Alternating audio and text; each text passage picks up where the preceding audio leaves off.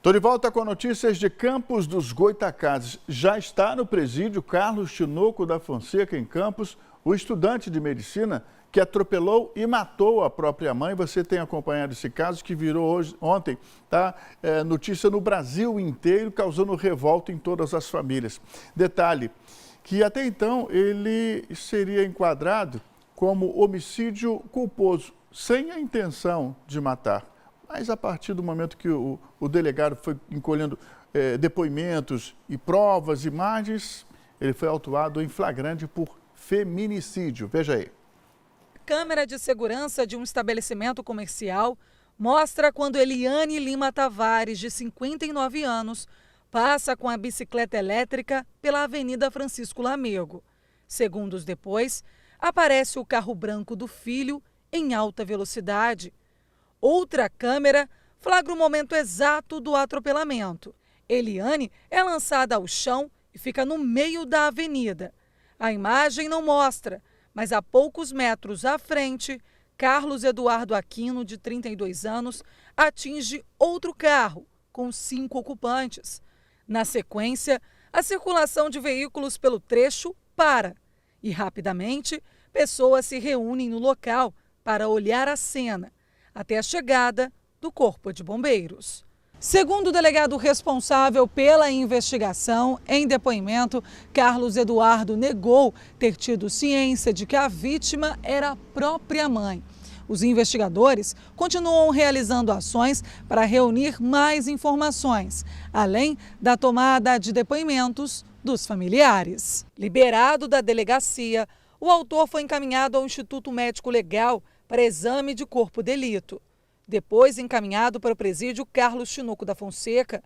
A audiência de custódia, que estava prevista para quinta-feira, segundo o advogado de Carlos Eduardo, já foi retirada do sistema do Tribunal de Justiça.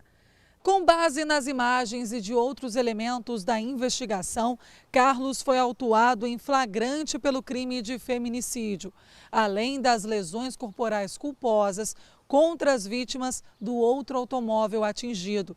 As investigações não descartam nenhuma hipótese. Inclusive, a polícia analisa o histórico de Carlos na família. O enterro de Eliana aconteceu no cemitério do Caju, em Campos.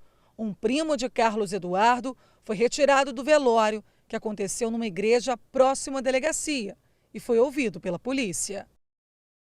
O fato dele ser autuado em flagrante por feminicídio significa que ele vai, em caso de condenação, ficar preso de 20 a 40 anos. É um agravante enorme, mudança recente na lei. Agora nós vamos às informações da família que estava no outro carro. Você sabe que ele, depois de atropelar, ele bateu num carro que estava com 5 pessoas. Nossa equipe conversou com os parentes das vítimas e o Granger Ferreira que nos traz essas informações complementares. Não é isso, Granger?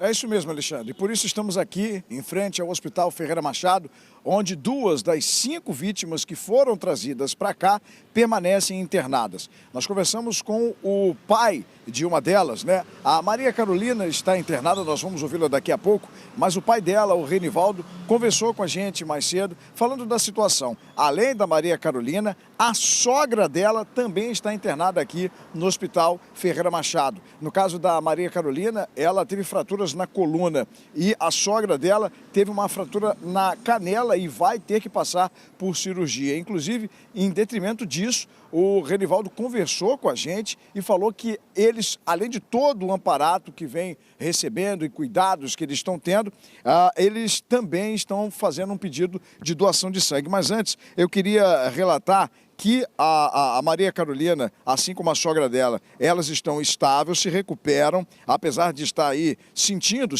dores fortes, né, para se locomover, ambas. Inclusive, a família que estava nesse carro deseja que a justiça seja feita, o veículo ficou bem danificado e a família também quer o conserto dele. Mas, como nós falamos, o Renivaldo pede aí uma ajuda e faz um alerta à população em relação à doação de sangue. Vamos acompanhar.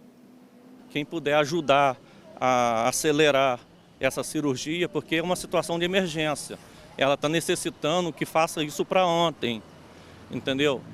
Eu sei que são várias pessoas precisando de cirurgia, gente na fila, mas é situação de emergência. E quem puder aí ajudar, os médicos que estiverem nos ouvindo, puder ajudar, vai ajudar dando uma força nessa situação. Esse é o exemplo, Alexandre, que encaixa com outros assuntos que a gente vem trazendo sempre, né? A gente sempre fala, olha, as pessoas que precisam de sangue, e a gente está sempre fazendo alerta, doação de sangue, é para casos desse tipo, né? Há algumas cirurgias eletivas e outras que chegam com uma certa urgência e que precisa dessas bolsas, e a gente acaba tendo um menor número de bolsas diariamente. Mas voltando ao caso, o Renivaldo também relatou o seguinte, que sim, ainda bem que as pessoas que estavam no carro estão vivas, mas as 3 que receberam alta, segundo ele, receberam alta física. Mentalmente, psicologicamente, elas estão abaladas e algumas não conseguem ir trabalhar. E as 2, como nós falamos, continuam internadas aqui, esperando cirurgia e todo o restabelecimento físico. Mas esse carro que ficou acidentado, segundo o Renivaldo, praticamente foi ali perda total e é o único veículo da família. Ou seja, segundo o próprio Renivaldo, eles tiveram respeito, aguardaram um momento de luto em relação ao sepultamento da Eliana, inclusive falou que agora sim entrou em contato com o advogado, que segundo ele foi super solícito em relação a reparar esse dano, ou seja, ressarcir a família em relação a esse veículo que acabou sendo destruído. Acompanhe. Gasto com medicamentos, fralda para minha filha que está com a lombar fraturada, não está podendo, hoje que ela começou a levantar para ir ao banheiro, gasto com fraldas, medicamentos e o veículo.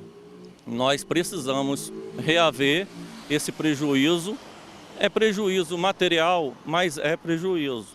E é o único veículo da família da minha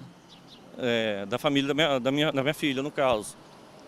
E ela precisa reaver esse veículo que demonstra ser perda total, PT.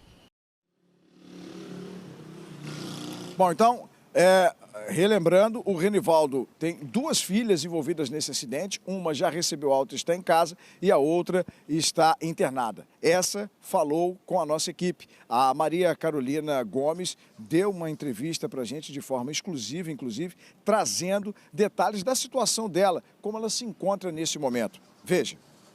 Eu me lembro de tudo, pois eu estava no banco do carona do motorista, né? Meu marido era o condutor e eu do carona, do lado direito.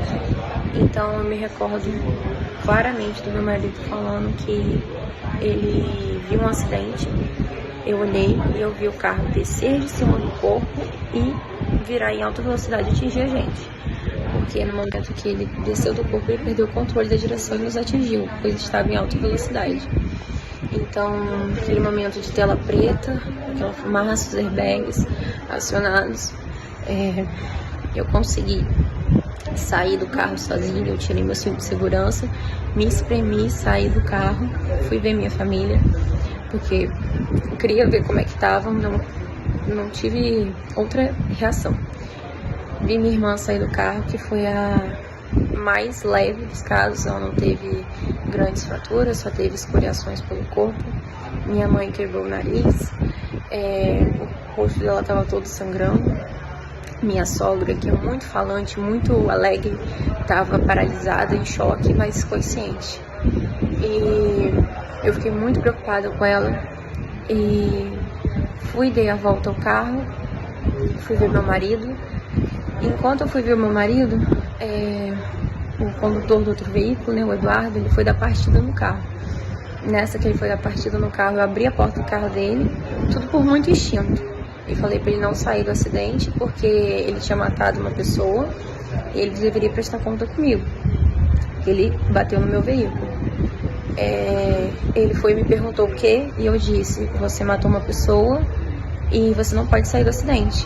Aí ele falou: não, como assim? Eu falei, repeti e falei: pode ir lá conferir. Ele levantou, saiu do carro, foi lá ver.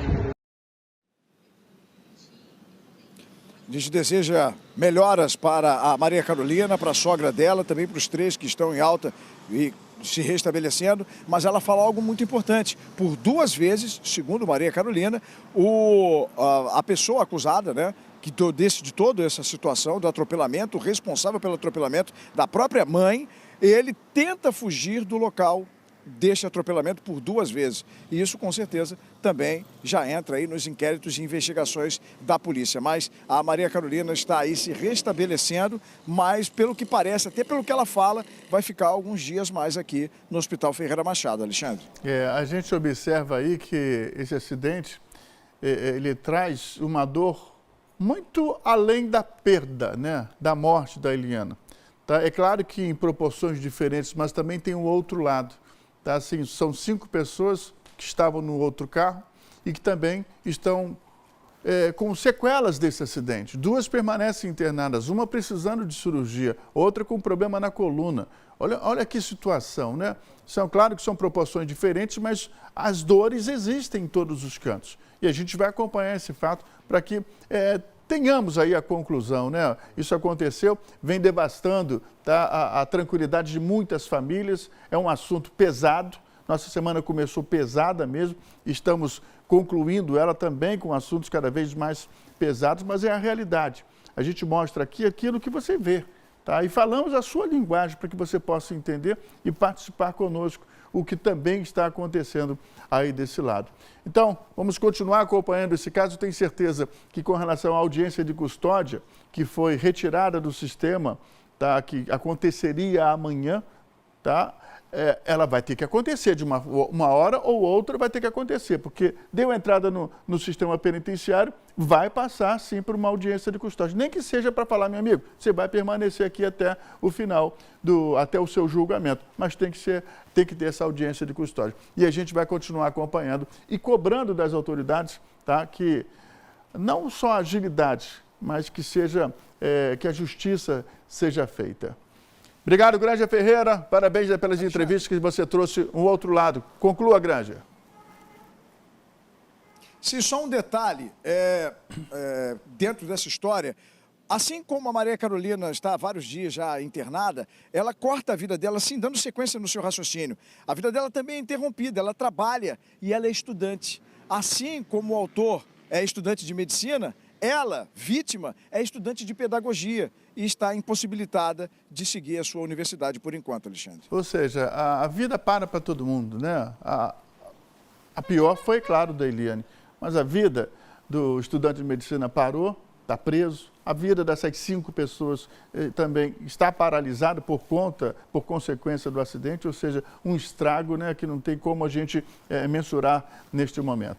Grande, mais uma vez te agradeço aí pela participação.